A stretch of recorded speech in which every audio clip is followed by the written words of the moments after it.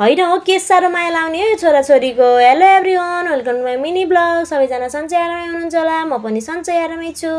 अनि के छ तपाईँहरूको हालखबर? म चाहिँ बिहान बिहान 6 बजे नै उठेर यहाँ अनि त्यसपछि सरसफाइ गर्न लागेँ साथीहरू। आज चाहिँ मैले मेरो कोठाबाट सुरु गरेँ भन्दा पनि मैले किचनमा चाहिँ खानासाना बसालेर अनि कोठातिर आएँ साथीहरू। अहिले चाहिँ कति 6:30 जति भएको थियो साथीहरू। के गर्ने, यति छिटो उठेर नगरे भने मेरो पुन्टुरीहरूलाई ढिलो भइहाल्छ। अनि मेरो जेठी पुन्टुरी चाहिँ कति मजाले सुतिछन् के, सुत्दाखेरि त यति माया लाग्छ र साथीहरू त्यो ज्यानै सर्लम्मै दिन मिल्ने भयो नि दिम जस्तो हुन्छ नि, कति माया लाउँछ नि, टोकम टोकम हुन्छ नि। तर जब उठ्छन् तब उठेपछि त पिटाइका बर्सात हुन्छन् के साथीहरू।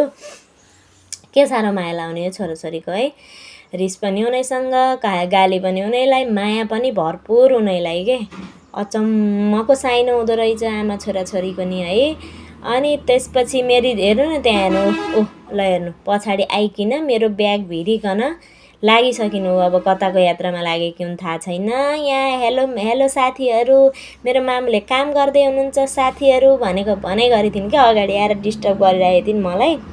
अनि त्यसपछि मैले कोठा सनाक पारेँ साथीहरू। उता खानासाना नि पाक्यो।